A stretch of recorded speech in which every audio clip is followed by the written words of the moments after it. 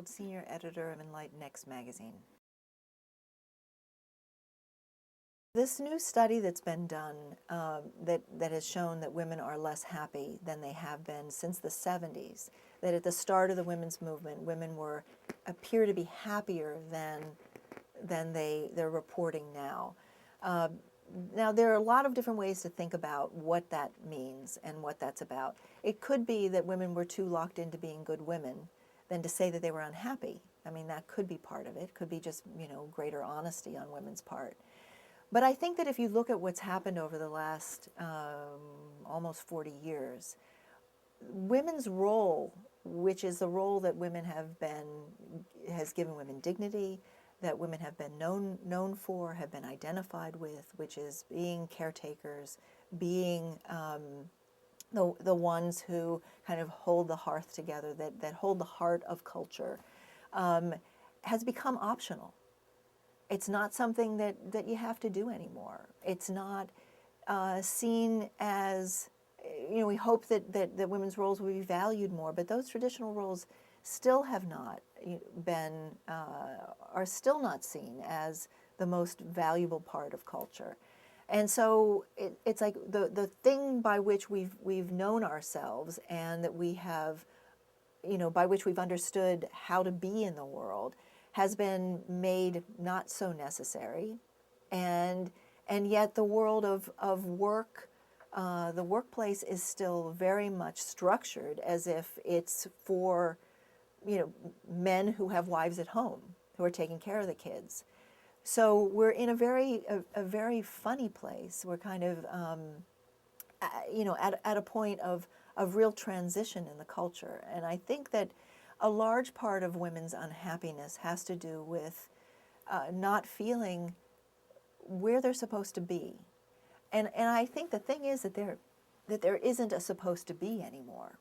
That there isn't a place that is going to be safe for women, that we can find and, where we can be secure. I think that if you think about what makes a lot of women around the world happy or would make them happy would be safety, security. In many ways, that world is gone, particularly for postmodern women in the West. And so what new do we have that would be as fulfilling and be able to tap something very deep in us that allows us to make a contribution? That question really hasn't been answered yet. And I think because of that at a deep level, women, because what this study pointed to is that it's actually women all over the globe. It's not just postmodern Western women, but women all over the globe are reporting less happiness. And I think that that's because women around the world can look and see options when they don't have any. And that is a source of unhappiness. And those of us who do have options say, but I don't know what to do. I don't know really what I can do that will really make my life meaningful and give me a deeper purpose for being here, because all the traditional ones don't really hold our hearts and our passions and our creativity any longer. Will women end up taking on sort of the male role that work is work is our identity? I mean, a lot of women have done that, and a lot of those women are asking the same question: well, what's the purpose? What's the point of doing this? Is this really creating the world that I want? And I think that the next step for women is going to be really interrogating and really inquiring into the question of purpose. What are we doing here? What is it?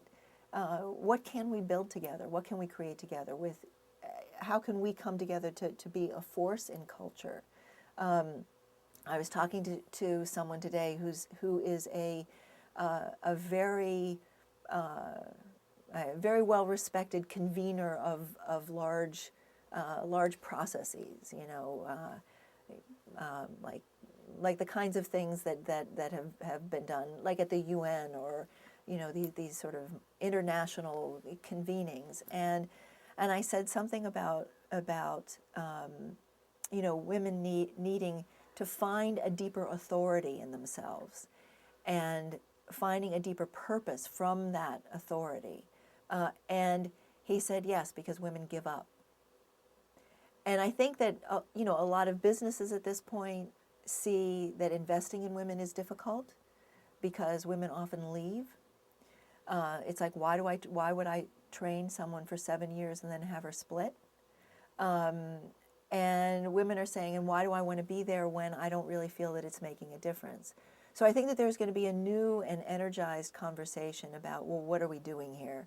What world are we creating? And I think that that's something that women need to begin to do together, but not in a way like it was done in the 70s, where it was, we're doing this together and because we're victimized by men, but we're doing this together because there are structures in ourselves that keep us from being able to be the kinds of agents of change that we need to be in order to create the world that we want.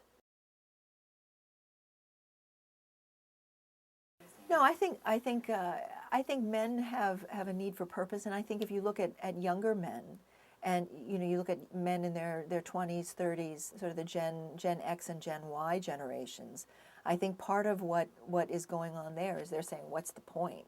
What, are you kidding me? Do you want, I'm going to work for 20 years in this business and get what for it? It's like, and they do things around the world that I don't feel that I can be behind. Forget about it. Now we're talking about young people at the leading edge of culture. We're not talking about kind of the vast swath of folks who are living more in a more traditional context. We're talking about people whose lives have been kind of blown open by the last 40 years, and who have grown and come of age in a world where, hey, you pick your life, you choose what you want to do. And in that context, it's like there's a real, I think a lot of young men feel very confronted by, well, what can I do that would make a difference or that would matter anyway? I think this is true for men, young men and young women. And I think men of the older generation, boomer men, I think are more part of the system and have been part of the system and find more, more of a sense of congruence with, I'm making this happen. It's the world, my business, it's my project, I'm making this happen, and I find meaning in that. And, I'm a master of my own universe, and I'm creating something in the world, and I'm proud of that. And I think that world is a world that I think younger people feel less able to kind of enter and engage with, and don't want to come in at the bottom, and which may be a misguided notion. But the sense of, I think the sense of purpose for all of us is becoming only more and more urgent. I think recreational sex has been something that's been around for quite some time, and certainly has exploded into popular culture in the with the 60s generation. Sex has become more and more and more commoditized. I read an article recently about prostitution being a new like lucrative life choice for young women. I think it was the new Freakonomics book was mentioning that. But it's where sex and the marketplace have created quite an alliance, and commoditizing women's sexuality. I mean, this is like, everybody knows that. All you have to do is look around you, and you can see that. But whether or not what's fascinating is in this context where women are very much sexualized and commoditized in the marketplace, that young women are remarkably, percentage-wise, non-orgasmic. And I find that absolutely fascinating, that the same young women who are strutting their stuff and acting super confident in relationship to their sexuality are often not having or experiencing pleasure in, in sex, at least not at the orgasm level. And I think that shows that there's a real disjunct between what it is that young women want and need in order to really stay really connected with themselves, and sort of where the culture has been going. So will there be some kind of pushback in relation to that? I don't know, but I think that women need to start having a conversation about this. What do women want? I think if you have to ask the question, which women, who are we talking about? And because I think that for most women on this planet, what they want is security, a safe place to be able to raise their children, a way to ensure that their children's lives are in some way better than their own. These are classic things that women have wanted for probably for millennia. But if you're asking it of someone who watches Big Think, who are typically more progressive, educated, postmodern women, what do we want? I think that what we want is the capacity to really make a difference and to have a deeper connection with an authentic source of power, with a deeper way of being that allows us to have a kind of confidence that is very rare in women. I think we want dignity, respect, and those things are hard come by for us women. If you look at the landscape of billboards and advertisements and television shows, you don't see a lot of women with dignity. That's not a characteristic of woman in popular culture at this point. And so I think that there are the very deep things that women are looking for: a new role in culture, a new way to be able to be active and engaged co-creators of culture with men, and that's not been our role ever.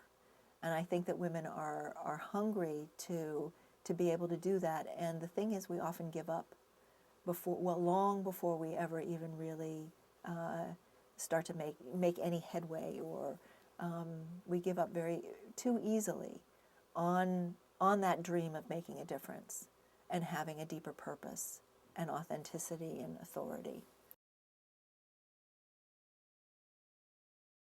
I think that because we're very conflict avoidant. I think that when the going gets tough and things get, creative friction starts and you're not sure where things are going to go, I think that we women often want to control things, and that's not the way to create something new, or we withdraw. And in many ways, that's how we withdraw from the edge of a creative process with other people. We're afraid of the conflict, so it's like, okay, so everyone be quiet now, or no, we're going to do it some other way, or I'm out of here. And I think that because sort of having a role as kind of an equal partner and real co-creator in culture is still to a great extent optional. That too is optional. The being a wife and mother is now optional, and also having work in the world and engaging as a creator in culture is also optional. So whenever things get tough, you can back out.